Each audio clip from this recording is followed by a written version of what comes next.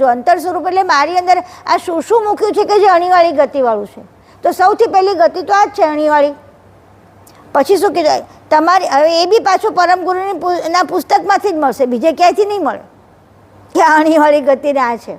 એટલે અભ્યાસ તો કરવો જ પડે. કેટલાય નિયમ લીધો કાલે વિજયભાઈએ બધાને કહેલું હતું.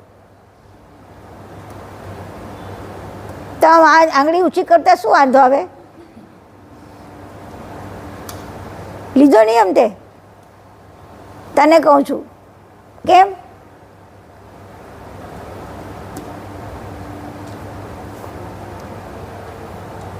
લીધો નિયમ?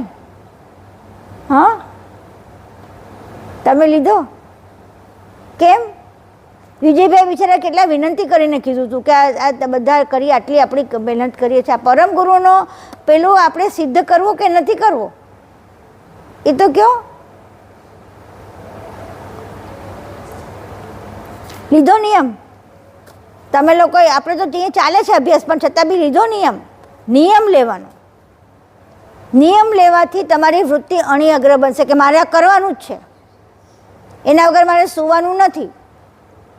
આ નિયમ લેશો એટલે તમારી વૃત્તિ કેવી બનશે? એટલે ભાલ તિલક અહીંથી શરૂ થશે કે મારે આ કર્યા વગર સૂવાનું નથી.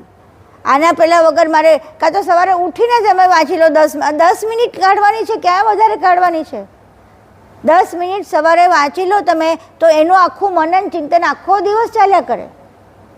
અને પરમ ગુરુની એક ચોપાઈમાં એક શબ્દમાં એટલું જાણ ભરેલી છે. તમે જેમ જેમ એ કીધું ઊંડા ઉતરશો એમ એમ તમને જાણ મળશે, અને એમ એમ એ અણિયાળી વૃત્તિથી અંદર જશે.